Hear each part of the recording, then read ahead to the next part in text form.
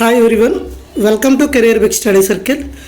SSC MTS and CGL 2024 మనకి ఈ ఎస్ఎస్సిలో ఖచ్చితంగా జనరల్ అవేర్నెస్లో మనకి ఇంపార్టెన్స్ ఎక్కువ ఉంటుంది.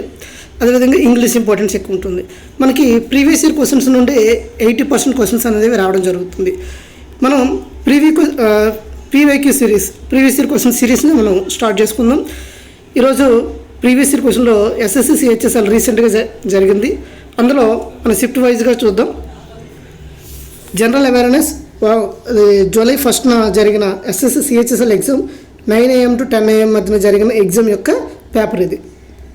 ఇక్కడ చూసినట్లయితే ఫస్ట్ క్వశ్చన్, మీరు కూడా ఇక్కడ క్వశ్చన్ చదువుతాను, మీరు కూడా ఒక పేపర్ పెట్టుకొని మీకు తెలిసిన ఆన్సర్స్ మీరు కామెంట్ సెక్షన్లో కామెంట్ చేయండి. ఫస్ట్ క్వశ్చన్ చూసినట్లయితే, average function is listed in the drop down menu of which of the following tools. ఇది మనకి కంప్యూటర్ నుండి క్వశ్చన్ రావడం జరిగింది. మనకి యావరేజ్ ఫంక్షన్ చూసినట్లయితే మనకి ఎంఎస్ ఎక్సెల్లో చూసినట్లయితే ఎంఎస్ ఎక్సెల్ కానీ ఎంఎస్ ఎక్సెల్లో ఉంటుంది. ఇది యావరేజ్ ఫంక్షన్ కోసం మనకి ఎక్కడ ఉంటుందంటే ఆటో సమ్ ఫంక్షన్ అనేది ఆటో సమ్ ఫంక్షన్ అనేది మనకి ఈ యావరేజ్ ఫంక్షన్ కోసం తెలియజేస్తుంది. మనకి ఇది ఎంఎస్ ఎక్సెల్లో చూసినట్లయితే ఉంటుంది. ఇది తర్వాత, where can you find the emote icons in an instant message conversation window. మనకి ఎమోట్ ఐకాన్స్ ఉంటాయి కదా, ఆ ఐకాన్స్ ఎక్కడ ఉంటాయని అడుగుతున్నారు. చూసినట్లయితే మీకు ఆన్సర్ తెలిస్తే కామెంట్ సెక్షన్లో కామెంట్ చేయండి. At the middle of the chart window, anywhere in the chart window, at the bottom of the chart window, at the top of the chart window. మనకి ఈ ఐకాన్ ఎక్కడ ఉంటుందంటే మనకి బాటంలో ఉంటుంది. At the bottom of the chart విండోలో మనకి కనిపిస్తుంది ఎమోట్ ఐకాన్ అని. తర్వాత, who has the power to regulate the right of citizenship India. మనకి ఈ క్వశ్చన్ ఎక్కడి నుండి వచ్చిందంటే పాలిటీ నుండి వచ్చింది. ఇక్కడ ఎవరు సిటిజన్షిప్ని ఎవరు రెగ్యులేట్ చేస్తారు అంటే మనకి ఆప్షన్ 1 సుప్రీంకోర్టా, ప్రెసిడెంటా, గవర్నరా, పార్లమెంటా. మనకి సిటిజన్షిప్ని రెగ్యులేట్ చేసే రైట్ ఎవరికి ఉంటుందంటే పార్లమెంట్కి ఉంటుంది. ఈ సిటిజన్షిప్ చూసినట్లయితే మనకి ఆర్టికల్ 5 to 11 వరకు ఉంటాయండి. 5 to 11 పాలిటీలో మనకి పార్ట్ 2లో ఉంటాయి. ఓకేనా, మీకు ఆల్రెడీ ఇప్పటివరకు పాలిటీ నేను చెప్పడం జరిగింది కాబట్టి ఇది సిటిజన్షిప్ అనేది చూసినట్లయితే మనకి పార్ట్ 2లో ఉంటుంది. ఆర్టికల్ 5 to 11 ఉంటుంది. పార్ట్ 3 అనేది ఫండమెంటల్ రైట్స్, పార్ట్ 1 అనేది యూనియన్ టెరిటరీస్ గురించి.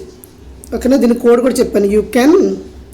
You can fly directly from US to UP అని. యూ అంటే యూనిటరీ స్టేట్స్, అదే భారత భూభాగం గురించి చెప్తుంది పార్ట్ 1. పార్ట్ 2 చూసినట్లయితే సిటిజన్షిప్ అంటే పౌరసత్వం గురించి చెప్తుంది. అది ఆర్టికల్ 5 to 11. తర్వాత ఫండమెంటల్ రైట్స్ అనేవి 12 to 36 వరకు ఉంటాయి. ఓకేనా, ఇవి మనకి చెప్పడం జరిగింది. 12 to 35 ఫండమెంటల్ రైట్స్. అది ఇక ఇన్ విచ్ ఇయర్ అయితే ఆన్సర్ ఏమవుతుంది ఇక్కడ? Parliament is the right answer. In which year as India host the Asian games for the first time. Asian games India ఎప్పుడు హోస్ట్ చేసింది అని అడుగుతున్నాడు. ఫస్ట్ చూసినట్లయితే 1951లో ఫస్ట్ టైం హోస్ట్ చేయడం జరిగిందండి. In which year as India host the Asian games for the first time. మనకి Asian games మీద చాలా ఎక్కువ క్వశ్చన్ అడుగుతున్నాడు. మనకి Asian games, Khelo India, commonwealth games, next Khelo India games, Khelo youth games, ఇవన్నీ కూడా ఎక్కువ ఇంపార్టెంట్ అండి. వాటి యొక్క అప్కమింగ్ ఈవెంట్స్ అంటే అప్కమింగ్ వెన్యూస్ కూడా ఇంపార్టెంట్.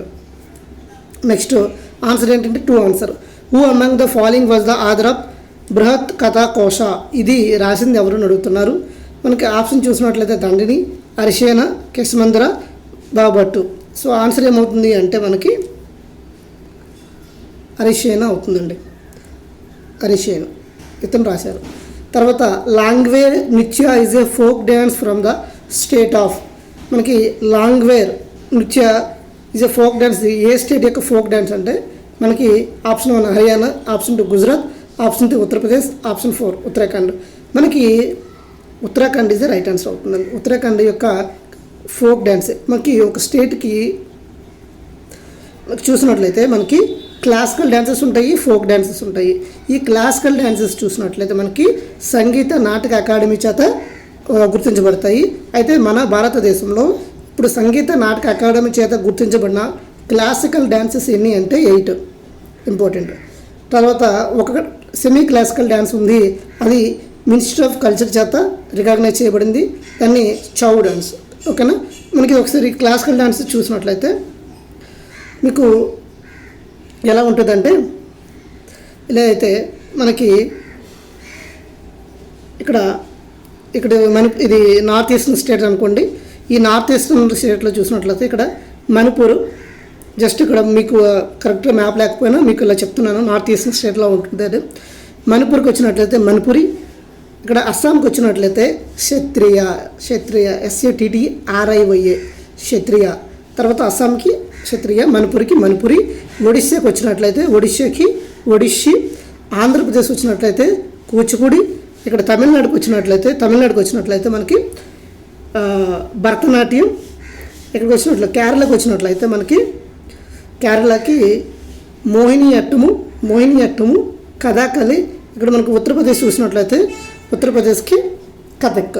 ఓకేనా. తర్వాత వెస్ట్ బెంగాల్, జార్ఖండ్, ఒడిస్సాకి మనకి చౌ అనే సెమీ క్లాసికల్ డ్యాన్స్ కూడా ఉంది. ఇది ఎగ్జామ్లో రావడం చాలాసార్లు వచ్చింది, మీకు ప్రీవియస్ కూడా వస్తుంది. ఇప్పుడు ఆన్సర్ ఏమవుతుంది? లాంగ్వేరా Nritya is folk dance of Uttarakhand. Next, geoid is the dash of the earth. ఇది జాగ్రఫీ నుండి వచ్చిన క్వశ్చన్ అండి. జియాడ్ అనేది ఎర్త్ యొక్క షేప్ని తెలియజేస్తుందండి. జియాడ్ అనేది షేప్. ఓకేనా. Next, in the context of the DNA, which of the following principles govern the process of the transcription. మనకి DNA కోసం చూసినట్లయితే DNA యొక్క ఫుల్ ఫామ్ ఏంటండి? DNA యొక్క ఫుల్ ఫామ్ తెలిసినట్లయితే కామెంట్ సెక్షన్లో తెలియజేయండి. ఇక్కడ మనకి DNA నుండి క్వశ్చన్ ఏం అడగడం జరిగింది అంటే the transforming principles, the principles of complementary, semi conservative nature of DNA, the principle of inheritance. ఇక్కడ చూసినట్లయితే మనకి DNA నుండి ద ప్రిన్సిపల్ ఆఫ్ కాంప్లిమెంటరిటీ. ఓకేనా. ఆన్సర్ అనేది ఏమవుతుందంటే 2 ఈజ్ ద రైట్ ఆన్సర్ అవుతుంది. తర్వాత, with which of the following state is the Bhatkal folk dance is the music it's mostly song by the fisherman associated. ఈ సాంగ్ చూసినట్లయితే మనకి బత్తాలి ఫోక్ మ్యూజిక్ ఏంటంటే ఈ సాంగ్ అనేవి ఫిషర్మెన్స్ వేటకి వెళ్ళేటప్పుడు సాంగ్స్ పాడుతుంటారు కదా, ఫిషర్మెన్స్ ఎక్కువగా ఈ సాంగ్స్ని పాడుతుంటారు. అది ఏ స్టేట్లో అయితే చూడండి, వెస్ట్ బెంగాల్, ఒడిస్సా, ఆంధ్రప్రదేశ్, కేరళ. మనకు ఆన్సర్ ఏమవుతుందంటే వెస్ట్ బెంగాల్ అవుతుంది. వెస్ట్ బెంగాల్లోని ఫిషర్మెన్స్ ఏ ఫోక్ మ్యూజిక్ అంటే బతాలి ఫోక్ మ్యూజిక్. క్లియరా. తర్వాత, who was the founder of the Arya Samaj. Arya సమాజాన్ని స్టార్ట్ చేసింది ఎవరు అంటారు? ఆప్షన్ 1 రవీంద్రనాథ్ ఠాగూర్, దయానంద్ సరస్వతి, కేశవచంద్ర సేన్, స్వామి వివేకానంద. ఇక్కడ మీకు చూసినట్లయితే ఆన్సర్ ఏమవుతుంది? దయానంద సరస్వతి. ఓకేనా. Answer 2 is the right answer. Next, theosophical సొసైటీని ఎవరు స్టార్ట్ చేశారు అనేది మీకు తెలిసినట్లయితే కామెంట్ సెక్షన్లో కామెంట్ చేయండి. Next, Daler Mehndi is primarily a famous singer of pop songs in which Indian language. ఇతను ఒక సింగరు. అది ఏ లాంగ్వేజ్లో సింగరు అంటున్నారు? ఇంగ్లీషా, పంజాబీయా, హిందీయా, బెంగాలా? చూసినట్లయితే మనకి పంజాబీ సింగర్స్. ఓకేనా. ఇది మనకి కరెంట్ అఫైర్స్లో క్వశ్చన్, స్టాండర్డ్ జీకేస్లో రిలేటెడ్ క్వశ్చన్. ఇక్కడ మనకి ఎకానమీ నుండి ఒక క్వశ్చన్ రావడం జరిగింది. 5 years ప్లాన్. ఖచ్చితంగా మీకు 5 years ప్లాన్ అనేది ఖచ్చితంగా తెలిసి ఉండాలండి. ఇక్కడ ఏమడుగుతున్నాడు? The 5-year plans for India with the duration are given below, which of the following is correctly matched.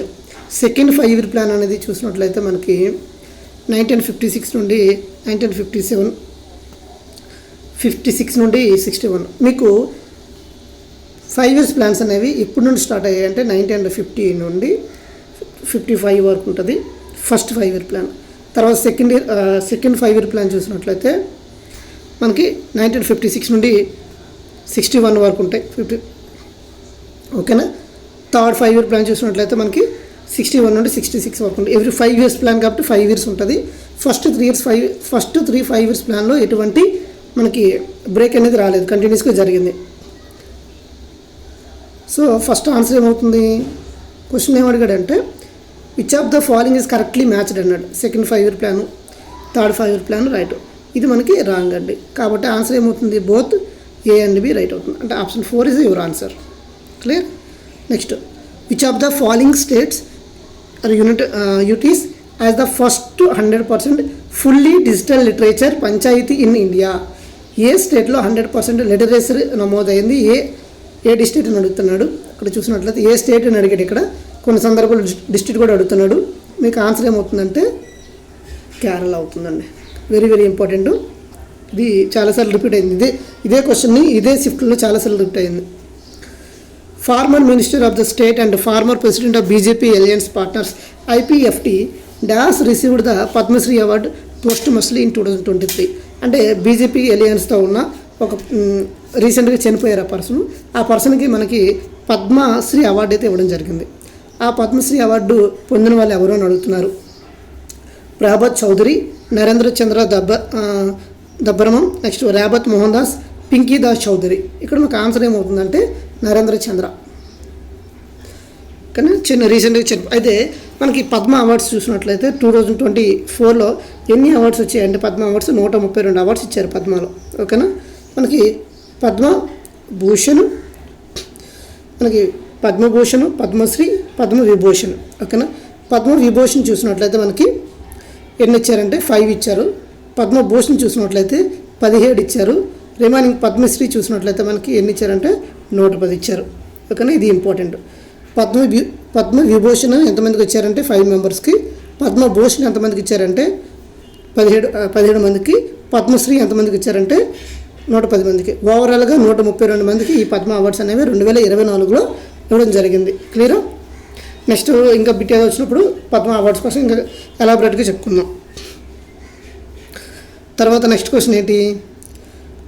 శాక్వా is the religious festival celebrated by the Kirat Khambu Rai community of.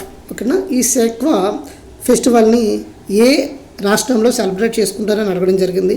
అయితే అరుణాచల్ ప్రదేశ్, సిక్కిమస్, హిమాచల్ ప్రదేశ్, గోవా.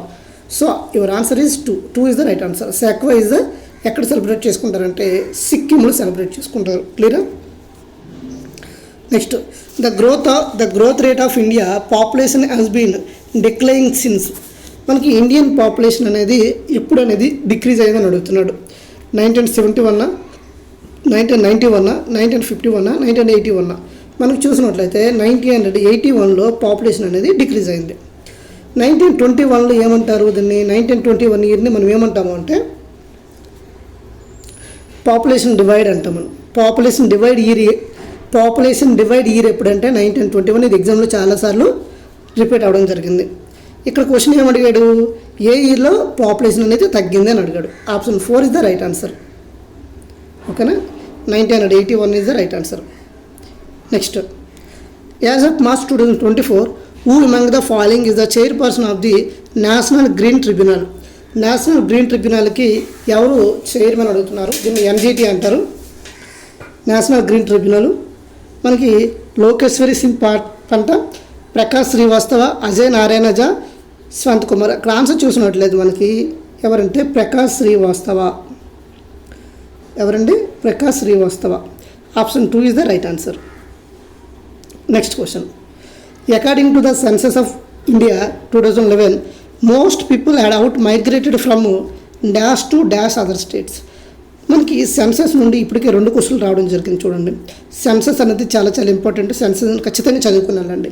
మనకి 2011లో పీపుల్ ఏ రాష్ట్రం నుండి ఏ రాష్ట్రానికి ఎక్కువగా మైగ్రేట్ అయ్యారని అడుగుతున్నారు. మీకు ఆన్సర్ తెలిస్తే కామెంట్ సెక్షన్లో కామెంట్ చేయండి. ఆన్సర్ ఈజ్ ఎక్కడి నుండి ఎక్కడికి వెళ్ళారంటే మనకి ఉత్తరప్రదేశ్ నుండి బీహార్. ఉత్తరప్రదేశ్, బీహార్. ఓకేనా? ఈ 2 ఉత్తరప్రదేశ్, బీహార్. ఇది మనకు ఆన్సర్. తర్వాత national institute of mountaineering and adventure sports, NIMAS అంటారు. NIMAS, NIMS, NIMAS, national institute of mountaineering and advancing sports is located ఎక్కడంటే Mizoram, Nagaland, Himachal Pradesh, Arunachal Pradesh. So your answer is Arunachal Pradesh the right answer. NIMAS అనేది ఎక్కడ ఉందంటే అరుణాచల్ ప్రదేశ్లో ఉంది. Adventurous. How many squares are there on the chess board. Chess బోర్డులో మనకి ఎన్ని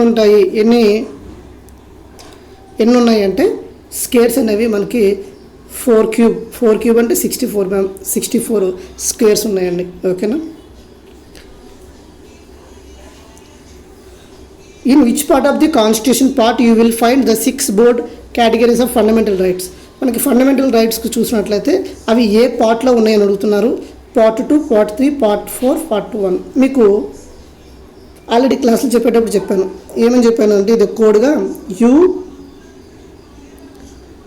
you can fly directly from US to UP. First UN ఏం చెప్పాను, మనకి భారత భూభాగం యూనియన్ టెరిటరీస్ గురించి చెప్తుంది.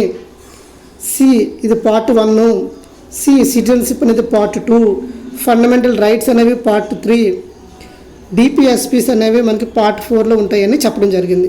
ఇక్కడ మీకు ఆన్సర్ చూసినట్లయితే in which of the constitution 6 board మనకి ఎన్ని ఫండమెంటల్ రైట్స్ ఉన్నాయి, 6 ఫండమెంటల్ రైట్స్ ఉన్నాయి. ఒకప్పుడు ఎన్ని ఉండేవి, 7 ఉండేవి. 7 నుండి 6 చేశారు. ఆ 7th ఫండమెంటల్ రైట్ ఏంటి, మనకి రైట్ టు ప్రాపర్టీ అని ఉండేది. ఆ రైట్ టు ప్రాపర్టీని తొలగించి ఆర్టికల్ 300Aలో చేర్చడం జరిగింది. ఓకేనా. ఆర్టికల్ 300Aలో చేర్చడం జరిగింది. ఇప్పుడు మనకి 6 ఫండమెంటల్ రైట్స్ ఏ పార్ట్లో ఉన్నాయి, పార్ట్ 3లో ఉన్నాయి. ఆన్సర్ ఏమవుతుంది ఇప్పుడు, option 2 is the right answer. క్లియరా. Next the financial year in India starts from 1st April and ends on. మనం చూసినట్లయితే ఇది ఎకానమీ నుండి వచ్చిన క్వశ్చన్. ఫైనాన్షియల్ ఇయర్ చూసినట్లయితే ఎప్పుడు నుండి స్టార్ట్ అవుతుందంటే 1st ఏప్రిల్ నుండి 31st మార్చ్ వరకు ఉంటుంది. ఓకేనా. సో ఇక్కడ చూసినట్లయితే మనకి option 13 Juna, 31st మార్చా, 31st July, 31st మే. సో మనకి ఎప్పటి నుండి ఉంటుందండి, 1st ఏప్రిల్ నుండి 31st మార్చ్ వరకు ఉంటుంది. సో మనకి April 1st April fools day అంటారు కదా, ఆ ఏప్రిల్ ఫూల్స్న మనకి బడ్జెట్ ప్రవేశపెట్టి మనల్ని ఫూల్ చేస్తారు. బడ్జెట్లో మనకి ఎక్కువ బడ్జెట్ పెట్టినట్లు మనం చూపిస్తారు కదండి. సో మనకి ఎగ్జిక్యూషన్లో మనకు అంతేం కనిపించదు. అలాగే 1st ఏప్రిల్ నుండి 31st మార్చ్ వరకు ఉంటుంది. Next what is the balance trade of country. Balance trade of country ఏంటంటే మనకి రేస్ ఆఫ్ ఇంటర్నేషనల్ రేట్సా, నెంబర్ ఆఫ్ ఎక్స్పోర్ట్సా, డిఫరెన్స్ బిట్వీన్ ఇంపోర్ట్స్ అండ్ ఎక్స్పోర్ట్సా, నెంబర్ ఆఫ్ ఇంపోర్ట్సా. మనకి బ్యాలెన్స్ ట్రేడ్ ఉండాలి అంటే దేన్ని క్యాలిక్యులేట్ చేస్తారంటే difference between the imports and exports. మనం ఎంత ఇంపోర్ట్ చేసాం, ఎంత ఎక్స్పోర్ట్ చేసాం, దాని యొక్క డిఫరెన్స్ చూసి ఆ బ్యాలెన్స్ని చేస్తారు. క్లియరా. తర్వాత ద పెనిన్సులర్ ప్లాటియో, ఇది జాగ్రఫీ నుండి వచ్చిన question. The peninsular plateau of India was a part of each continent earlier. South America, Europe, Africa, North America. ఆన్సర్ ఏమవుతుందండి. సో మనకి దేని నుండి విడిపోయింది అంటే మనకి ఏమవుతుందంటే ఆఫ్రికా ఆన్సర్ అవుతుంది. ఓకేనా. Next in which year did Jonas Nicholas Bronsted and Thomas Martin Lowry proposes the fundamental concept of the acid and base. ఏ ఇయర్లో అంటే మనకి 1928, 21, 25, 23.